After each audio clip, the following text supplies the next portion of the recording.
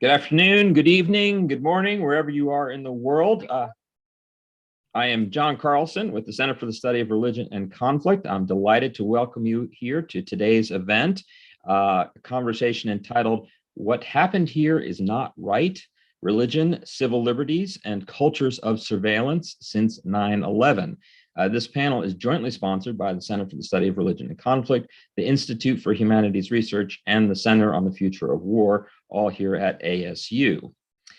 Well, the 9/11 era is for many people a distant, the post 9/11 era, I should say, is a distant memory, began some 20 years ago, perhaps for some people ended with the withdrawal from Afghanistan. Many of the issues surrounding that time frame that continues, particularly surveillance of Muslims, including US citizens, have not fully been aired. They have not been internalized or resolved, and in many cases, they continue. As well, many Muslim Americans are still frequently targeted, scapegoated, subject to hate crimes or verbal and physical attacks. One of the first acts of our former president was to issue a so-called Muslim ban.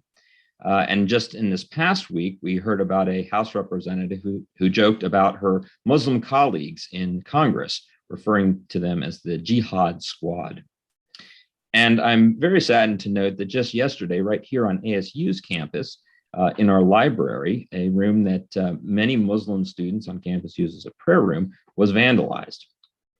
In addition to physically damaging the space, the criminals tore up and burned important Islamic texts, including a Quran. It should go without saying, but it absolutely does need to be said now that we stand in solidarity with all Muslim students, faculty, staff at ASU, and many others who are part of our community in condemning these actions. And while it is the case that contemptuous remarks or vandalism or discriminatory surveillance practices are different in important ways, there are many shared prejudices that and recurring patterns of ignorance that underwrite all of them. And that's really something that should trouble us as Americans. It should call us and encourage us to become more civically engaged and educated about our country and its government and its policies. So today, our panel will help us do just that by sharing some important insights related to research that's taking place on a new project here at ASU on religion, civil liberties, and cultures of surveillance. So before we get to that, I have just a couple of quick items I want to mention. Here at the center, this is our last event of the year, but we're going to be, this is the Center for the Study of Religion and Conflict, that is. We're going to be back next year with a great lineup of public programs, including our first major event on January 20th entitled, "Is It Safe to Laugh Yet?" which will be a funny but also very poignant conversation with comedian Bassem Youssef, sometimes dubbed the Jon Stewart of Egypt, which a country he later fled when he was facing political persecution. We'll be talking religion, politics, and other unmentionables, such as what kind of underwear do dictators wear. As always, more information about all of our center's events and research can be found on our website, csrc.asu.edu, and there you can learn about research projects, sign up for a mailing list, follow us on Facebook and Twitter, check out our podcasts, many things like that. You might also consider including us in your end-of-year giving plans. We will include some links to the different centers that are promoting this and sponsoring this project today. I will drop those into the chat. Now, just a quick word before I introduce our panelists. If you'd like to participate in the audience Q&A portion of this event, you can submit your questions through the chat on the Q&A function on Zoom. And you are encouraged to do that really as soon as you have a question. You don't have to wait until the end. We'll get to as many questions as we can, but if you get them submitted early, we can start to process them and get to more. So to get us started today, I'm going to introduce our panelists and our moderator. First, Rosina Ali is a contributing writer for the New York Times Magazine. She's a fellow at Type Media and part of an ASU research team investigating the lived experience of post 9/11 mass detention and surveillance. She is a friend of the center and a familiar face to many of you will recognize. Anand Gopal is an award-winning journalist, also assistant research professor here at the Center for the Study of Religion and Conflict and at the Center on the Future of War. He's currently reporting on political violence in Syria, Iraq, and Afghanistan. And he also just co-authored an op-ed in Sunday's New York Times on vaccine hesitancy. If you didn't see it, you should check it out. And finally, Danielle Rothenberg is an anthropologist, co-director of the Center on the Future of War, and a professor of practice in the School of Politics and Global Studies at ASU. He's an expert in international human rights and political violence. To help us navigate this conversation, to offer some thought-provoking questions, and to get the conversation going with our audience, we're joined today by Janet Reitman. She's an ASU Future Security Fellow, a contributing writer for New York Times Magazine, covering extremism, youth, and national security. Her current book project is tentatively entitled The Unraveling of Everything, and it focuses on the demoralization of post-9/11 America, particularly the country's increasingly violent and extremist drift from the beginning of the 1990s till today. She's twice been a finalist for the National Magazine Award, and her first book, Inside Scientology, The Story of America's Most Secretive Religion, was a national bestseller and a New York Times notable book. So exemplary credentials here for our discussion today. I want to thank you all for joining us. We're going to kick things off with Rosina and then go to Anand, followed by Daniel. And then Janet will pick things up from there. And then I will be back at the very end to bid you all adieu. And we'll plan to wrap up by about 5:15. So we've got lots of time for conversation. Rosina, over to you. Thanks so much, John. And I'm really excited to be here with these fellow panelists and with Janet. Thank you so much for moderating. So I just wanted to start by explaining a bit about this project and why we decided to do this. For the past year, our research team has been collecting oral histories of the post-9/11 period to really capture what the moment was like for people before, and we wanted to capture these before collective memory kind of recedes, and also to understand how people's lives were disrupted by 9/11. And so one of the things that we really wanted to do was not just understand how people were affected after 9/11, but really understand how their lives were changed, which is why capturing their stories through oral histories and capturing how they grew up, what they were doing in the 90s before 2001, that was really critical to this research project. The other component that we wanted to really analyze was to understand how former and current government officials look back on this time and at policies that have been criticized and really affected a wide variety of people, and juxtapose them with how the Muslim community understands what happened after 9/11, how their lives were affected. And we wanted to see how these two disparate groups who are so intimately intertwined in a lot of ways, how they remember such a watershed moment in our country's history. And in that vein, I'd actually like to read just some brief snippets of two interviews that we captured. One is, these were done by two of our amazing researchers, Sumaya Awad and Colby Young. And the first one I'll read is from a young woman, and I'm not using her name. She was an immigrant from the Middle East. She attended high school and college in New York and became an active member of the Muslim Student Association in her college. One night, she and her husband were sleeping in New York City, and armed officers banged on their door and arrested them both. So this snippet is what she tells us about her interrogation. There were two cops interviewing me and FBI agents. They were sitting there. And at first they asked me my name. And then they told me, listen, Most of the questions we're about to ask you, we know the answers to. We just want to know if you're telling us the truth or not. I remembered saying I have nothing to hide. Whatever questions you want to ask me, I'll tell you the answer. I'm not going to lie. Then they showed me a couple of pictures of people.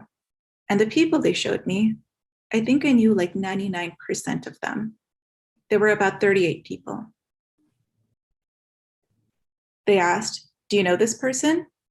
"Yes." "How do you know this person?" "This is my friend's husband." I realized that these pictures that were taken of these people, they weren't mugshots. People were doing their normal routine. People were walking in the street or in restaurants.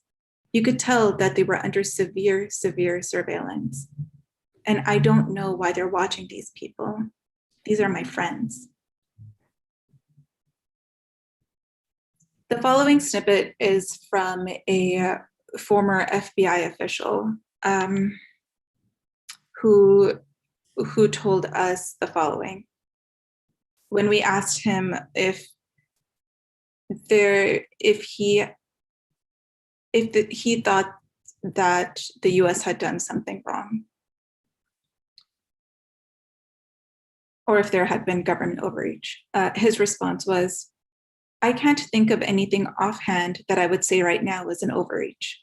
The torture stuff, I think probably, now that I'm thinking about it, was an overreach.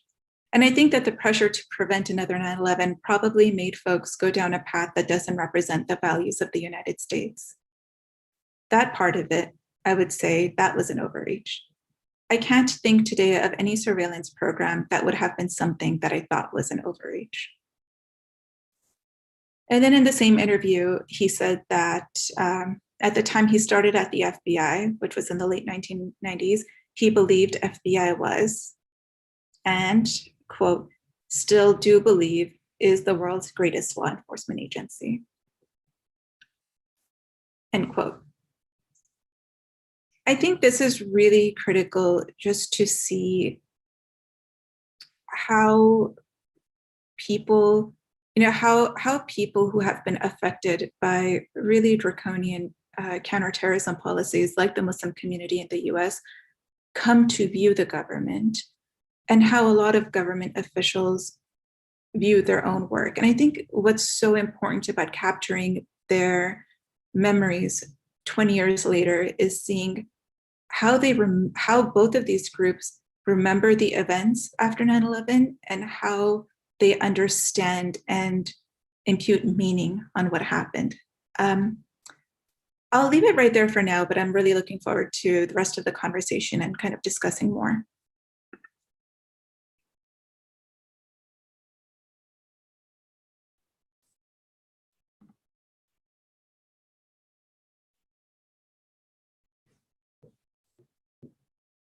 Thanks so much, Rosina. I think I'll go next. I think in addition to the reasons that Rosina laid out for this project, one of the underlying impetuses of this project was that we wanted to broaden the aperture in terms of thinking about what the war on terror means. I mean, I think if you mention the war on terror to most people, they'll think about the wars overseas in Afghanistan or Iraq or Syria, or they may think about drone strikes around the world.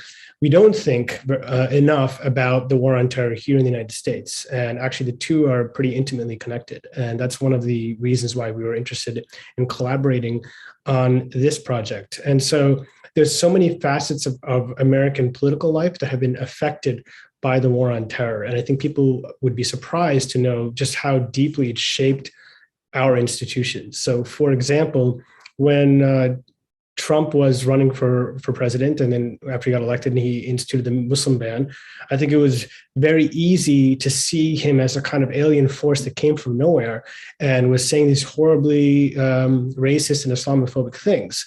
But actually, if we look at the history of the war on terror in our country from 9/11 or even before 9/11, I think Trump and what Trump represents begins to seem more sensible and legible. So there was a history of policies that hopefully we'll get a chance to talk about a little bit in this conversation, policies from the 90s and post 9/11 that really changed the sort of the aperture of what is acceptable in our democracy. So, for example, the type of interrogation that Rosina described is one case. There are many other examples of this where our democratic institutions were being steadily eroded by the idea that we need to surrender certain liberties to fight terrorism. So the Patriot Act is a very prominent example of this. There's other cases in which people who are innocent were arrested or wrongfully detained. Many of them were deported. Others who were arrested because they were effectively entrapped by the FBI or by law enforcement and have spent years in prison without having actually committed a crime. All of these are examples in which the phenomenon of Donald Trump actually is responding to something much earlier. Now, most Americans probably don't know Muslims because they don't, I don't know what the exact percentage is, but it's not a very large percentage of the American population. So most people have no relationship with Muslims whatsoever. And yet, Trump was able to tap into something, a fear of Islam, a fear of Muslims that was latent among many people. And you have to ask, where did that fear come from? Right after 9/11, President Bush said that Islam is a religion of peace. He said he went out of his way to try to disassociate the Al-Qaeda terrorists from the religion of Islam, which is a religion of almost 1 billion people.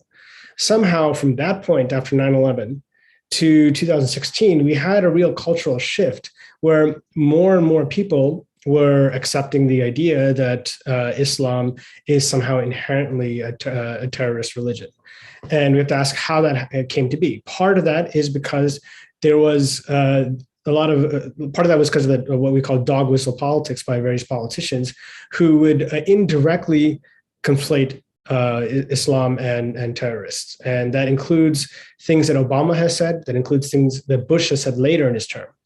Part of that is because of the media and the way the media has hyped certain types of threats, radical jihadist threats, while not covering other really important threats to American livelihoods, such as the lack of access to healthcare or gun violence, et cetera. And then part of that is because there were institutions in the United States, AstroTurf institutions, think tanks, NGOs, other outlets that were actively promoting anti-Islam hysteria. So if you remember the controversy around the Ground Zero Mosque in 2010 or 2011, a lot of that was actually pushed by right-wing groups to try to inculcate fear and hysteria among ordinary Americans who otherwise would not have had any interaction with Islam. So all of this was happening. These three, the dog whistle politics, the think tanks and others kind of pushing this narrative, and a media that was sensationalist. So by the time Trump came on the scene in 2016, when he was basically seen by some segment of the population as saying out loud what a lot of people were saying in private. And that is what I think he really tapped into. So that, I think it's just, I just bring this up as a way to discuss or to try to draw attention to how the war on terror has fundamentally transformed our political discourse and our institutions, leading us to the situation that we're in today. Thanks so much, Anand and Rosina. So thanks for all of you for joining us this evening. This project, we've been running this project for about a year, and it's funded by ASU's Institute for Humanities Research. So thank you so much to IHR. And also co-sponsored by Center on the Future of War and Center for Study of Religion and Conflict. And it's a truly interdisciplinary effort. At the heart of this project is the idea that by gathering people's personal narratives, that is to say, oral histories from a variety of individuals, both those Muslim Americans and Muslim immigrants who were detained, members of different agencies within the US government who played a role in these detentions and legal processes, as well as a variety of other individuals.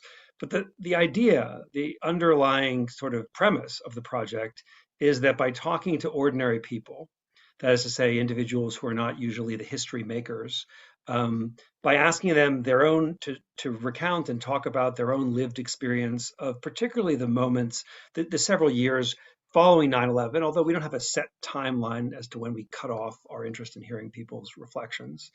But the idea is that there's a certain truth that's linked to people's personal experiences, and that truth should be captured and should be analyzed and should be discussed, partly because we're in the process now of constructing the narrative in the United States of what the recent past was and is and what it means for us moving on to the future.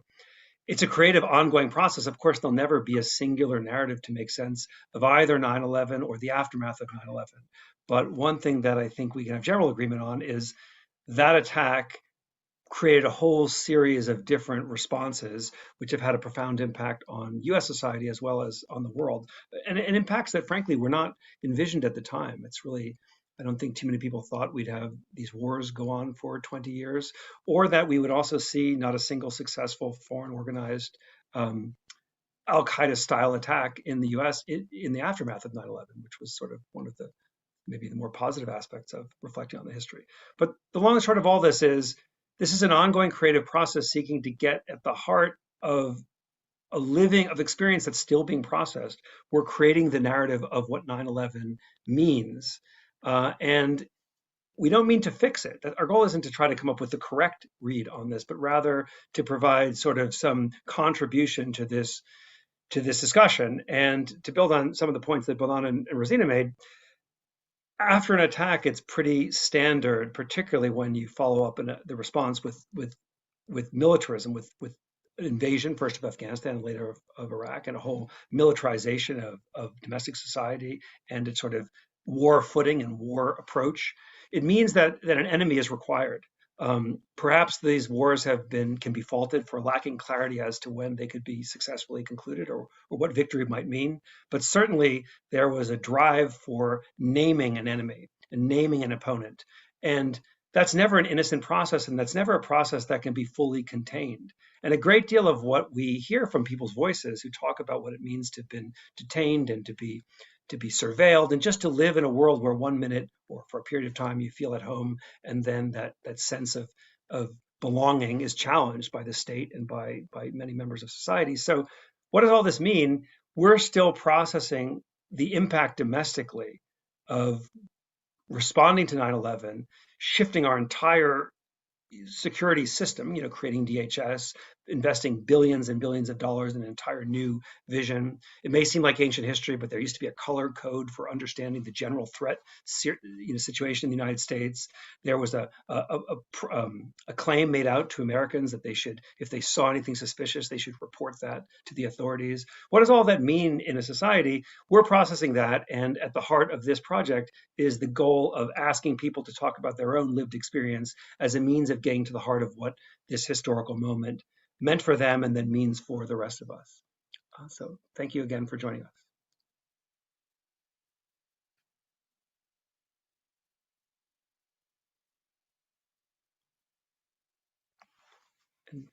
And Janet Reitman will join us. She's an ASU Future Security Fellow at New America with us this year. And here she is to manage the Q&A and just to keep the conversation going. Hey, thank you so much. Wow, this is material that I have been looking at and working on myself, and I think that we have all been so immersed in researching this for a long time. I'm really curious for you guys, after 20 years, actually, what when you started into this project and you started talking to all these people, what was it that really surprised you or stood out to you the most about all the people that you've been interviewing, whether it was the Muslims or the people from the government? Yeah, I mean, I'm happy to start. I think with the government officials, what has really surprised me is that there have been so many investigations, reported stories, lawsuits regarding government overreach, whether it comes to surveillance or unlawful detention. And what's been kind of shocking is that among the government officials that we've spoken to, including former FBI agents, former prosecutors, there really isn't a sense that the US has done something bad, or that the U.S. has really, there's an acknowledgement that perhaps the U.S. government violated civil rights of Muslims, but that's it's kind of recognized in a very abstract way, and also spoken of as if it was something that happened in a particular moment in time. Whereas we very well know that surveillance programs still continue, that there has been very little accountability. The use of FBI informants still continues, and we have very little transparency about them. And that is shocking when juxtaposed with the details we're hearing from a lot of the Muslim interviewees, because the way that the government affected their lives isn't just in an abstract way, or isn't just in, for example, in a couple of years after 9/11. It really has shifted their lives. I think what I found a bit tragic, actually, when looking at these interviews, is that even if Muslims weren't themselves detained or jailed or ended up in jail, their lives still shrank because they were put on the no-fly list, so they couldn't actually travel to domestically or internationally, or they were surveilled and they were just really scared of the government, or because they were followed by informants, they lost friends who were scared to associate with them and be tied up with them in any sort of way. And it's actually kind of remarkable how that, the way they even describe sometimes their surroundings, like one of the interviewees said, I'm in, it's me and my room and my laptop. Like their physical space has really kind of also just shrunk, as has their social lives. And this is the case, imagine 20 years after 9/11. And it just goes to show how transformative these policies were for people on the ground. And for them, it wasn't just an abstract, they weren't caught up in this abstract war of terrorists versus allies. They were really people on the ground who didn't fit in one bucket or another, and whose lives were destroyed in a lot of instances. Yeah, I was really, really struck by the FBI agent who just, his whole tone, aside from the fact that he seems to have thought torture was maybe just a bit of an overreach, just sort of, that like he kind of, it's this justification, I've heard that myself from FBI people and even former FBI people, that, well, what are you going to do? We're at war, or what are you supposed to do? And there was really like, I've found in interviewing some of these people myself that there's almost a lack of recognition that they're talking about human beings, that these targets are people, and that they're, harassing people essentially. I mean, and I remember I interviewed for a story I did recently, a former FBI agent who acknowledged that, at the end of the day, what you realize is this, you're harassing people. And in his case, he left the FBI, but, the people who stuck with it, it's almost to me like they just sort of don't seem to get that. And all of those justifications that you told me he was giving you just sort of speaks to that. And that must be really, that's also, I think, and maybe Anand, you can talk a little bit about this, it really does connect to the policies and the way these policies were drawn up to the very specifically allow these abuses to kind of take place. Yeah, absolutely. I think the interview is chilling, and the excerpt you read was chilling. Absolutely. And you asked also, Janet, like what surprised me. I have to say, I was coming to this as a bit of a newbie because focusing so much on the international situation.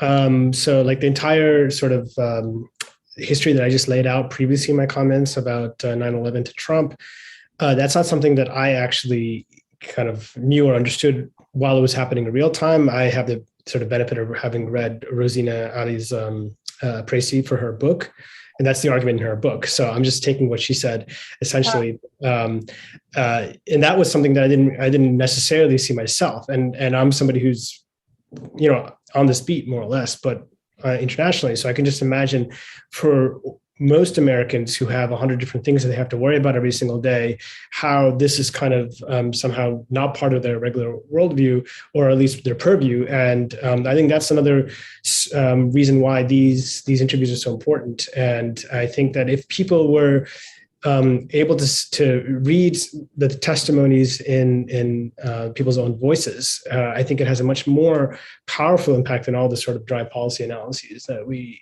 tend to get. So that's just a plug to when the interviews eventually come out for people to read them. I mean, one thing that I've always found difficult is because of the kind of fear that that a lot of Muslims have of the government, but it kind of transfers to sort of anyone digging in and asking questions about them, because you never know. And how is that going to come across? And maybe somebody that, you know, sees them speaking to, say, me is going to think, well, they're speaking to some, you know, government agent. And I was wondering if you have had that experience yourself, where there's, you know, both of you guys, if there's been any kind of reluctance or fear to kind of really tell you their stories. Because what's really remarkable to me in hearing these stories is that, you know, that's a level of honesty and kind of insight, like granular insight, that I have had a very difficult time as a journalist getting. And I think it's not easy necessarily to get that, because people have to really trust you and let them in, you know, let you into their lives. And it means breaking down a lot of fear. But I was wondering whether you had that same kind of experience. Yeah, actually, a lot of people are still afraid to talk about their stories and about what happened. And actually, one of the a lot of our researchers have been doing a lot of these interviews, and one of them, one of the interviewees, agreed to do the interview after some months of reaching out, but only if neither of them had their cell phones out. And, you know, there's this like sense of fear about who might be listening. And the other component that also kind of helps explain the reluctance is exhaustion, because so many people feel that they have told their stories so many times.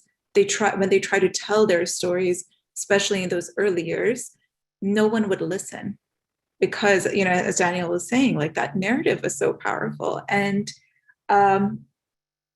we're encountering that now, is that people just feel like there's no point in actually relaying their own experiences and memories. What about you, Anon? Did you have any issues with talking to any of the people that you interviewed, or? Well, you know, Jenna, what was kind of shocking to me actually is I'm used to having to deal with this. Like I interview Syrians and for example, right? And it's always an issue where they either feel that they're afraid, and I've had that same experience where you have to take your cell phones off the table, or there's a fatalism where they feel that it's hopeless and the dictator has won. Mm-hmm. And to hear that this is happening in the United States is pretty shocking and disheartening. And I think it shows the extent to which, for certain communities, this fear is really structured the way they see everything. And I think it's a very potent reminder of the fact that, look, if there are communities that are American that are dealing with this, then what does this mean for American democracy overall? And that's the other point, which also I think Rosina's book is going to really expound upon, which is that this is not just an issue of targeting a specific minority group. I mean, that is morally and politically a terrible thing, but it also affects everybody. It affects you if you're not Muslim. It affects everybody, because there's so many examples in which, for example, just as I'll give an example, there's the this horrific shooting in Michigan that happened like 2 weeks ago or a week ago or something like that. And the shooter of this was charged with terrorism. Now, we should unpack what that means, because it's good that he's going to be brought to justice, right? And what he did was terrible. But what does the charge of terrorism add to the already heinous crime that he did? And this has been something that prosecutors elsewhere have been starting to look to as well, is charging people with domestic terrorism. And historically, terrorism legislation has been a way to really, one, to entrap a lot of innocent people, but also two, to make really punitive punishments on people in ways that empower prosecutors and weaken defendants across the board. So, like, even if we're looking at parts of society that have nothing to do with this issue, it's starting to affect different parts of society. I don't know, Rosina, if you have more to add on that. You're muted. Sorry, guys. Yeah, I would say that's right. And we started seeing this years ago, actually, when even last year, if not before, when U.S. government and law enforcement, they went after Black Lives Matter protesters using the same tactics and strategies, using informants, using surveillance, using draconian charges. And actually, one of the things that I should mention, one of the effects of the things that happened after 9/11 was that prosecutors became really, really just really rigorous, and they started piling up charges as much as they could to ensure the highest sentencing. And we're actually seeing the same strategy being used now against a lot of Black Lives Matter protesters. So much so that, two lawyers from Brooklyn last year, two protesters, at one, they were charged with conspiring a terrorism conspiracy, and they, for some time, they were facing life in prison. And the only reason they're not getting life in prison is because they decided to plead guilty. And this is actually something that the government has used a lot since 9/11, is using trumped up charges to then force people to plead guilty. And therefore, then they can then argue, look, we're catching terrorists, we're catching bad guys. And as Anna mentioned, this is no longer just confined to, for example, the Muslim community. We're seeing that across the board on a wider array of people. So one of the things, like, I've been writing about this as well. And if you go back to the 1990s, you look at the Oklahoma City bombing. So there had been, if you're talking about Islamophobia and kind of this kind of hysteria within certain corners of the right, or certain pockets of our country, this kind of began after the fall of the Soviet Union. Like, there really was a search for a new enemy. And the New York Times, I think, I don't have the exact, I think it was around 1990, 1991, when the Times and other newspapers started to sort of hop on this idea that maybe it was, around the period of the first World Trade Center bombing, that maybe Islam was the next big, scary enemy.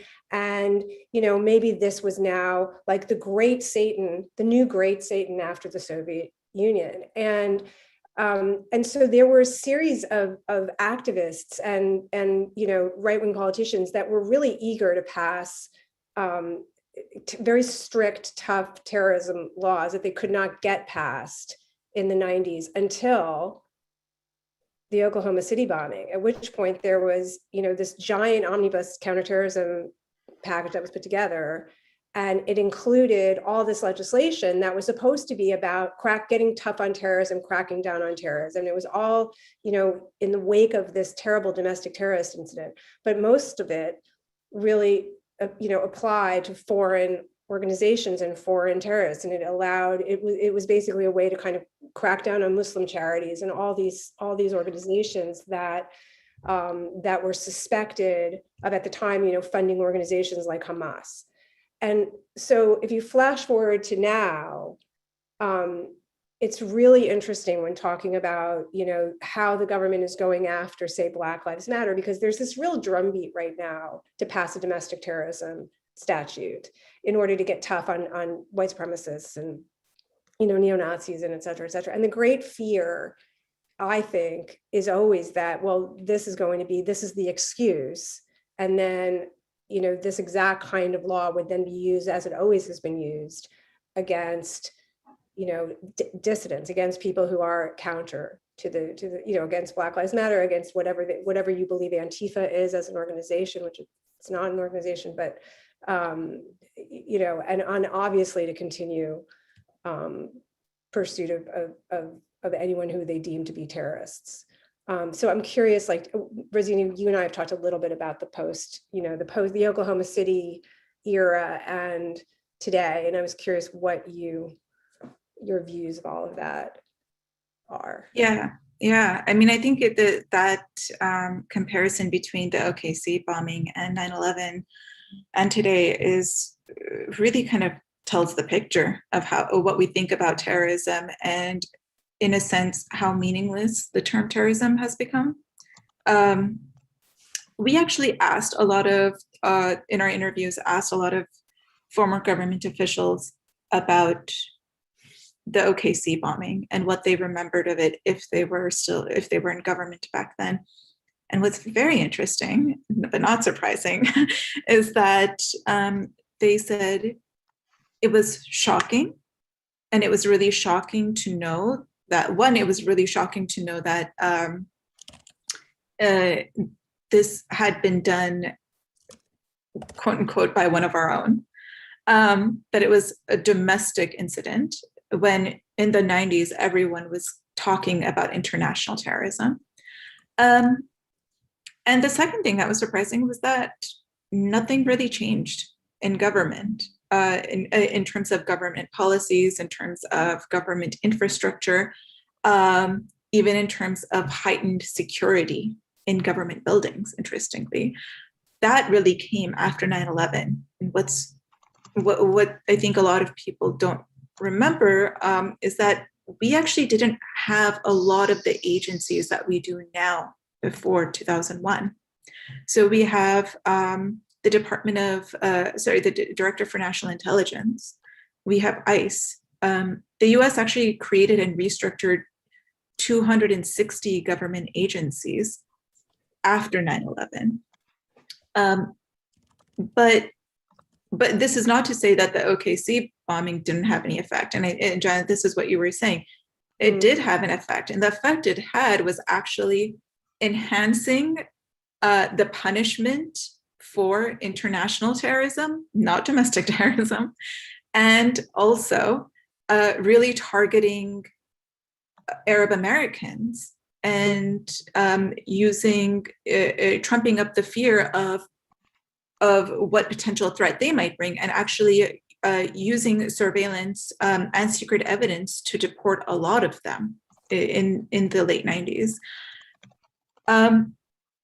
I personally do find this renewed call to to enhance domestic terrorism to the level of international terrorism a very chilling development, because what the last 20 years has shown us is that international terrorism was used to justify a really wide, big web of police infrastructure. Police departments were given a lot of money. They have a lot of power now, as does the FBI, as do a lot of other law enforcement agencies, as do prosecutors. And this is a really frightening development when a lot of the cases over the past 20 years have rested on political views and not necessarily on, an act of violence. Okay, we have a bunch of questions, so I'm going to get to them. Okay, the first one is, how can Muslims change the negative and violent perception that's being foisted on them and produce a positive and peaceful image upholding the tenets of Islam?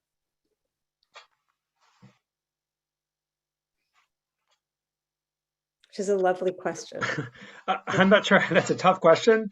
It's The lovely. one thing that is key to our project, but also to this discussion, is how complex fear is, and how corrosive fear is. There's almost a culture of fear, and to the degree one creates structures and mechanisms that enable, support, and give life to fearfulness, which is clearly the post 9/11 era was full of that. It's enormously difficult to repair what that does to people's relationships. And I think as a society, we have forgotten, frankly, the scope of fear that went hand in hand with the early days after 9/11. And yet I believe its implications are deep rooted. I think much of what we see in the divisiveness of our country today, some of it is grounded in a kind of fear that was given voice and given kind of oxygen in the post 9/11 era, if not openly encouraged, if not a necessary outcome of both political discourse as well as state policies. That isn't much of an answer to the question, but tamping down on fear is key. Maybe at the heart of this project, a slight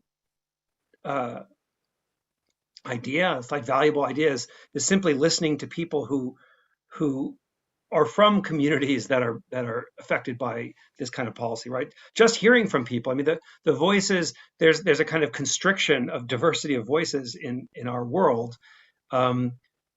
Maybe it's too much to ask, but I do think that where people can simply hear from others what it means to live in this shared society, that alone has enormous potential for repair.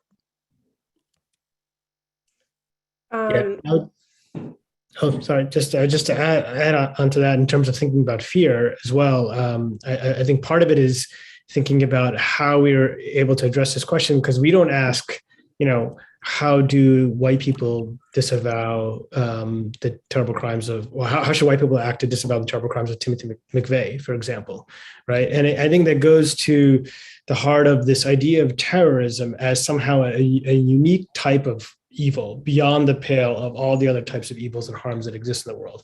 Now, most of the violence that's committed around the world is committed by states.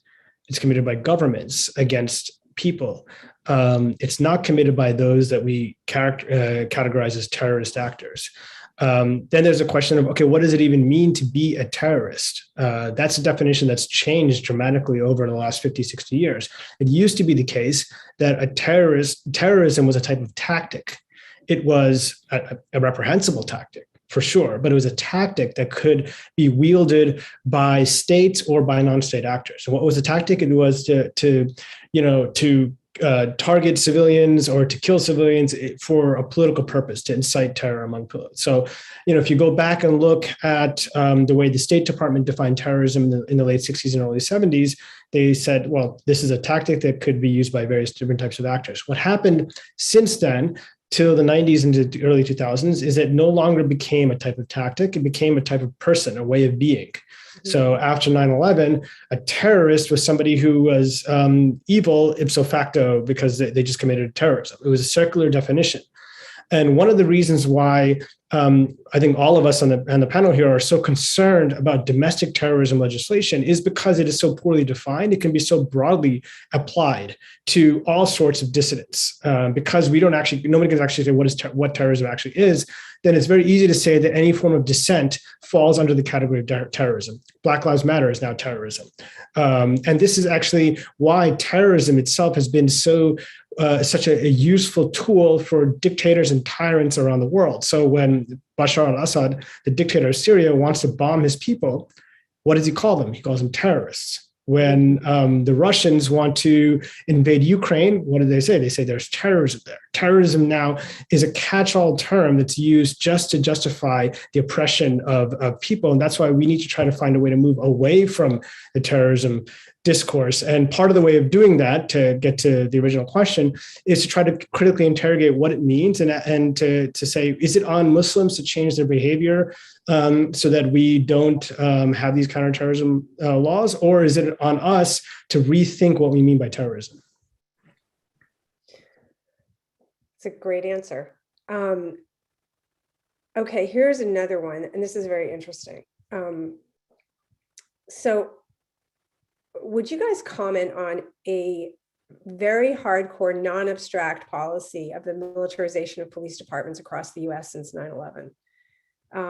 The person who asked this question believes that the trajectory of this kind of pandemic is an explosion of street guns and domestic violence.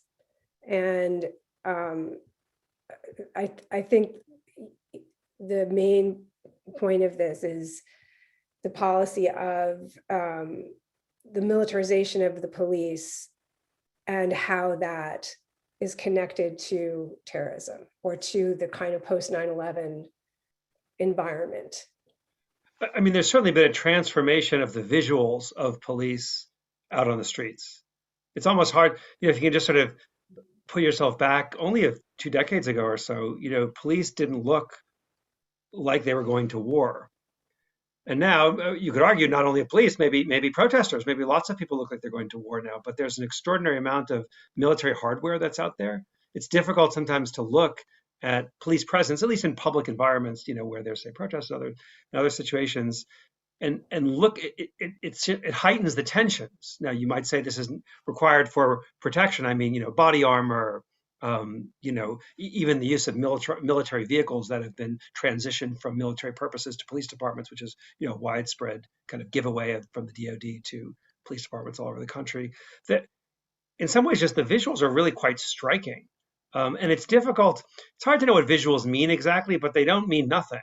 And they contribute. One sort of feels like if the state needs to respond with that sort of appearance of extraordinary capacity, military capacity, what sort of message is that sending to the rest of us? And as you heighten, the stakes and increase the level of armaments of any side, it impacts the discourse of and the feelings that people have when they're involved in almost any exchange with the police or really with any state official.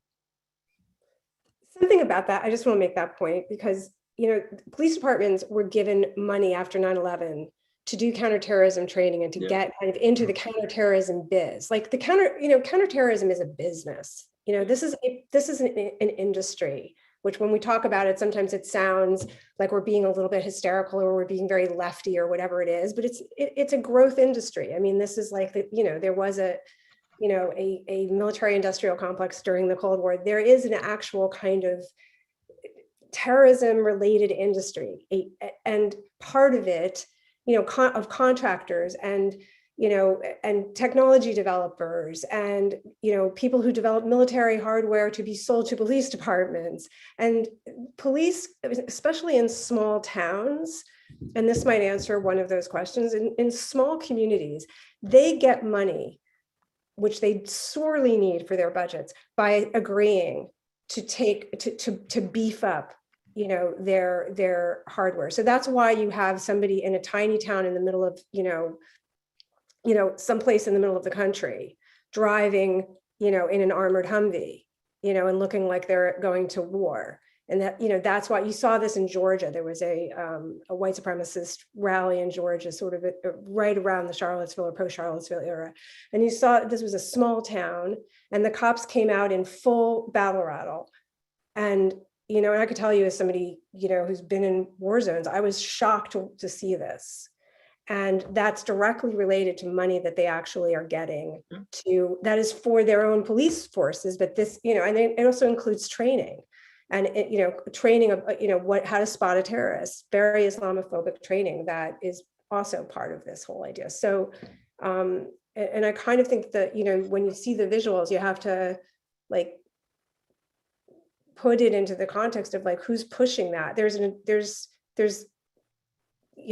are interests pushing those visuals, and how it's having this impact. And I think that's what I'm particularly interested in looking at and that's very scary to me. But It can't be easy for police departments to resist that, no, the allure of not only the money, but also just the sense of purpose that goes along with combating terrorism, the sense of meaning, yeah. it's enormously appealing, I mean, it's been so especially if you feel the threat is real. There's also another question that somebody asked that I think kind of connects to this, which is about the impact of Hollywood on our perceptions of Muslims, and I wondered what you guys think about that. Like, how do you think that specifically, like, the entertainment industry, maybe even also video games, have impacted the way our culture views Muslims? I mean, has it sort of indoctrinated people, do you think? Does it make it harder to look at Muslims as people? Does it make it easier for people to view Muslims as just, potential terrorists? What do you think? Yeah, I mean, I remember the movies in the 80s and 90s, and it was interesting because the hijackers were usually Muslims or Russians, but and I do think that that kind of like framed people's idea of Muslims. But what was really interesting to me was that as a young kid, for example, we would just get really excited when there would be Muslims or Arabs in Hollywood, no matter how they were depicted, because there were so few of them. But what's also interesting is that you didn't really get a full picture at all, right? Like, you don't really understand them. What's happened after 9/11 is that there has been so much focus on Muslims from the government, from the entertainment industry, in media, in academia, that we actually are analyzing Muslims a lot more. Like, people, it's bizarre to me that I grew up in a Muslim household, and there are, anti-mosque protesters who are talking about, like, that's the most I've heard the word Sharia in my entire life. Like, they're using words like Sharia and quoting verses from the Quran. And it's not, the issue isn't that Americans just don't know they don't know Islam. I mean, there is, obviously, it's a different question if they actually understand it or interpret it. But what has happened after 9/11 is this, kind of intertwining between how we think about Islam and how we think about terrorism. That's been a deliberate attempt to make those two really linked. And I do think that Hollywood has actually helped that effort, unfortunately. I do think, for example, the TV show Homeland really did just beef up that war and terror narrative, that we are the good guys and we are fighting the bad guys, and the bad guys, they might seem sophisticated, but at the end of the day, they're still barbaric. So I think we have time for maybe one more question. And so this one is from a person who is maybe not entirely clear on the mission of the project. And he asks, is my understanding correct that this project seeks to reveal the abuses of government surveillance, which none should countenance, and not that some appropriate government investigations to counter risks to national security ought not occur? And his question is largely grounded in his desire that the government, both federal and state, be more affirmative in kind of watching white supremacists and white nationalists in our country. So perhaps you can clarify the project a little bit better.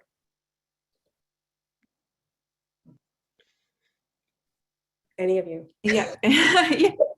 Yeah. So, I mean, the project is really not to, we're not assigning, we're not saying what the government should and should not have done. What we're really trying to do is record how these government policies impacted and disrupted people's lives. and also record how government officials understand these policies. One thing to recognize after 20 years is that there is very little evidence that these policies actually helped the government achieve its goals. And because that is a starting point that a lot of government officials don't like talking about, it's very, very critical that we understand how are these policies that we're not questioning, that we're actually talking about expanding, how have these policies really disrupted the lives of people forever? Because we are talking about then disrupting the lives of a lot more people going forward. And the goal of this project is really just to capture a part of that conversation that really, or a part of that narrative that hasn't become conversation yet. I think the point of oral history projects in general is quite distinct from other kinds of research projects. And if you do these kind of interviews, people who want to talk often want to tell you quite a bit, but what they're telling you is their truth. And it's often valuable to hear the truth of people's sense of what they lived through, their understanding of the impact of broad historical events, partly because the project, it isn't really just about the fact that there was government overreach or whether or not policies were efficacious or not, or it's very much not the tone of, say, a government report or even a human rights report that documents a series of different violations or seeks to count them or provide some kind of quantitative review. It's very much about, how people have lived through a period of time. I know when I was a kid, I used to always wonder, how is it possible for the country to have gone through kind of the McCarthy era, as it was taught to me? What was that like? How could it have even happened? It seemed so foreign. It seemed so clearly coded as just wrong. This is how it was taught to me, as almost so wrong to be inconceivable. How could it have possibly even happened with the passage of time? So, how will the post 9/11 era be remembered in our country? What will be our historical narratives? It seems essential to capture some element of the lived experience of people who were in the thick of it, whether as FBI agents or those subjected to surveillance, now. To contribute to this larger discussion. I mean, how will we make sense of this period? How will we evaluate it moving forward? We don't pretend to have any ability to control what comes out, but surely adding to that mix is something worth doing, especially at a university. And I guess ultimately the idea is that there's something redemptive about giving people an opportunity to speak about what they've lived through, particularly if it's something traumatic and then something also related to our own state policies.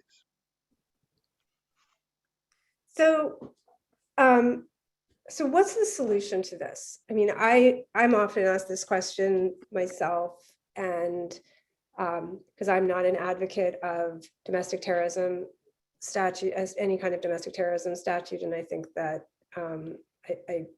I've worried in the past that even perhaps things I've written have led officials to think this would be an appropriate path, and it's actually like I changed the course of my book that I'm writing in part as a reaction to that discussion that was going on in Congress in the past few years. And but the question is that there are people in this country now, they are domestic, who we do know are planning or would like to overthrow the government, or would like to create chaos, accelerationists, and that kind of thing. So what do how is the FBI? I mean, and we do know that the FBI is using some of those same kinds of tactics,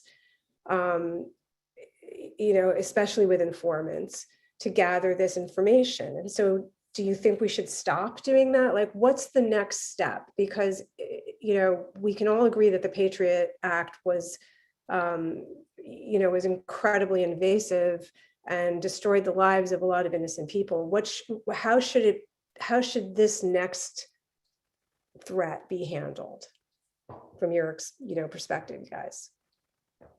I think there's two issues here to focus on. One is, first of all, if there was some kind of magical solution in which a government could only target those individuals who are trying to commit violence or overthrow the government, whether they be Islamic terrorists or white supremacists, nobody would be worried about that. The problem is that these tools are inherently indiscriminate in that they bring in a lot of innocent people into their wake, and two, they may be misapplied by people who don't have the right intentions, right? So that's where the worry comes from.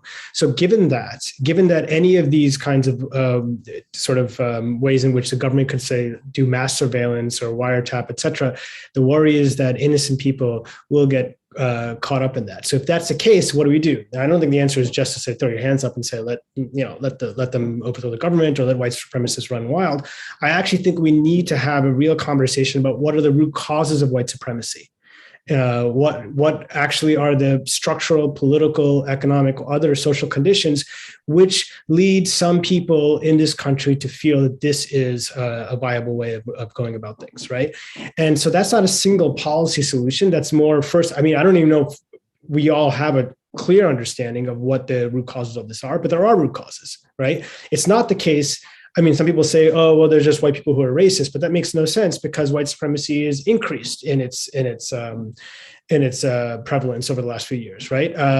And I mean, there's clearly fluctuations in these movements over time that have to do with a lot of things, whether it's the media, whether it's dog whistle politics, et cetera. And I think we need to understand what's happened in our country, let's say over the last 40 or 50 years. And Janet, you mentioned before, about after the end of the Cold War and the need for a new enemy. And it just made me think, like, why is it that we as a society need an enemy, for example? Why do we need an enemy to constitute us as a society? Well, I mean, it's no coincidence that the need for a new enemy came about in the 90s at the same point in which there was a kind of assault on various living standards of American people. There was a new way of thinking about the American social contract, which is the government does nothing for you, everybody's on their own. I think all these things are related, and it requires us to have a really deep, searching conversation about what these root causes are. That's a really, really good point. I think you're absolutely right. And it's connecting it to people's economic and that sense of being kind of cut loose is, I think you saw that again in this era. And when you talk about, looking at the roots of white supremacy or white nationalism or this kind of alienation that we started to see kind of really emerge during the Obama era, and during the financial crisis and the housing crisis, and you saw some of these same social factors impacting these people. And of course, you're coming out of the most intense years of the actual global war on the actual, overseas wars on terror. And so you had a lot of people coming home from those wars, having had these traumatizing experiences. And I think that also added to it. But I mean, I do think like, it's tough though, when you talk about how to have a conversation around what the roots are of white supremacy. I mean, I would love to see that. I would love to see this country reckon with the 20 years. I think you could draw a direct line from the policies of Bush era to where we are right now. And I think you can connect a million dots to how we've gotten to this place, and that we need to have a kind of a national reckoning around that. But I don't think, I say that all the time, and it's people kind of roll their eyes at it. I think it's like, well, how do you have a national reckoning around this? It's like, we can't even agree on, one set of facts. So how do you do that? I mean, I think it's a really, really challenging question. Rosina, what about you? Yeah, I mean, I think I really agree with what Anand said. But in a more immediate sense, I think one thing that we need to do perhaps is actually have a national conversation about what constitutes the end of the war on terror and when does that happen. And B, I think there's the sense that, because we've pulled out of Afghanistan, that's the end of an era. That's the end of one part of this era. But in fact, we're not seeing the war on terror end, not abroad, certainly not at home. And the fact that it's even more alive at home really speaks volumes. And that is, I think once we actually start having that conversation, like what does the end of the war on terror look like? What is victory? Then we can start looking at the tactics and strategies we've been using, because we will otherwise we'll just continuously justify using these policies and surveillance tactics, and it'll be never ending. And we're just seeing that now, as we've been talking about, as the government expands these policies to other people. Do you ever think that some of these kids that you interviewed, I don't know if you actually did interview anybody that was, sort of born, just right around 9/11 or after 9/11, but, there are a lot of people at this point, young adults at this point, who have grown up entirely in this post 9/11 era. And so for them, all they've known is the war on terror. Like, the war on terror is life. This is the way this country is.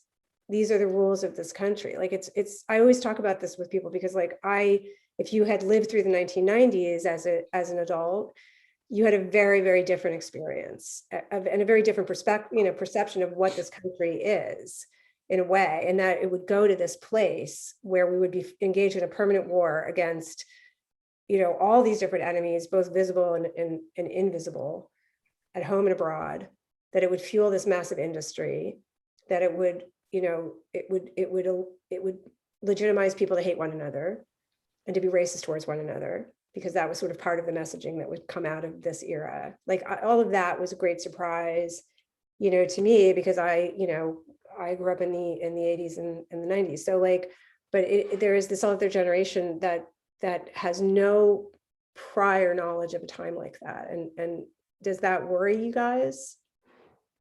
How do younger people view this situation?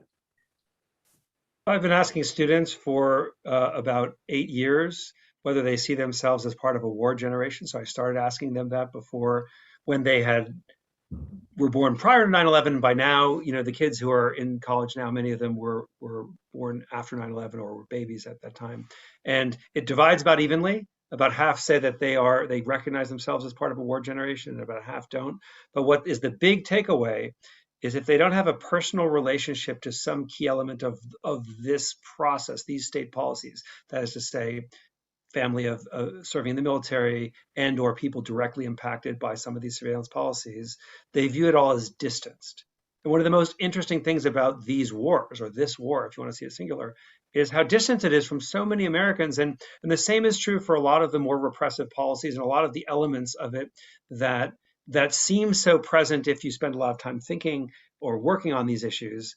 That doesn't mean there isn't an impact, but I don't think the impact is direct, and I don't think the impact is necessarily as crisp in terms of an identity. But perhaps it's deep in terms of like a sense of ongoing fear, a sense of sort of what it means to live in a world like this. But the idea of war and a lot of those threats, I think, is often not as present to people just growing up in this environment.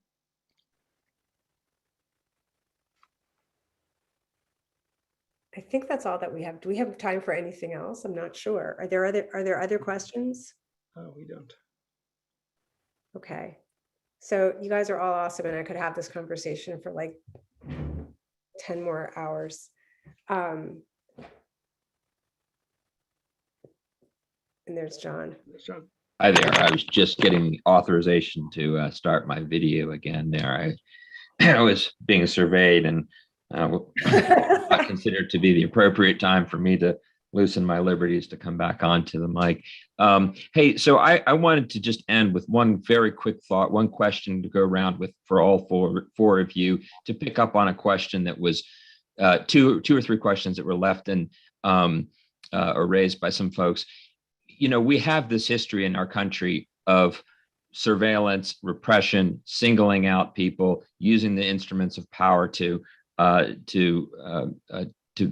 persecute people unjustly, whether it's McCarthyism, whether it's internment in of Japanese Americans that was mentioned by some, or most recently, of course, the work that you're doing about Muslim Americans, fellow citizens who've been swept up in surveillance routines. Given what we know as a country, that we will probably always make mistakes when we try to address what we perceive to be threats. And while we must, of course, address these on a much more sophisticated level, as Anand's saying, that's a generations long work, right? Of trying to find the root causes of, say, white supremacy or things like that, or multiple years. There may be more immediate threats that require that. So based upon what we've learned, what would you say we need to do or not do as we think about what is now the most pressing threat in our country today, which is the threat of white supremacist groups willing to use, white nationalist groups willing to use violence to target others or to target the government? Real quick, one or two sentence answers from each of you before we close. I think we need to study them, and I think you need to study their ideology. That's my answer. I think we have spent way too much time focusing on tactics and on violence, which, all for that, but the violence comes from, it comes out of ideology that is spread in various ways. And this government in particular, this administration, as well as the Obama administration, was very, very reluctant to look at anything having to do with ideology, whether it's any radical ideology, no matter who it is. And I think that's a mistake. And there's a real lack of scholarship when it comes to understanding the connections between, say, the European fascists and the American and the identitarian movement and what's going on the American alt-right, for example, or the former alt-right. And there's just a lot that's missing. So that's my answer, is you have to. Thanks. Anand, how about you? I just agree with that wholeheartedly. We need to study them. In addition, if you're talking about just in the immediate sense, what to do with them, if somebody wants to blow up a Capitol building or something like that, we need to treat them as criminals. And there are plenty of laws on the books already to deal with people who do that, to sort of erect a whole new edifice on top of that, saying these are not just criminals, but special types of criminals that deserve special types of laws and punishments, I think is a really dangerous road for our democracy to head down. Okay, thanks. Rosina? I agree with what Anand and Janet said. I just kind of want to also answer with a non-answer, which is we should also rethink our relationship with the government and each other, and kind of reframe what we think of as threats, because one of the biggest threats in the past year has been a global pandemic, which has killed countless numbers of Americans, and we have not treated that as a threat as we do with terrorism, and we should question why.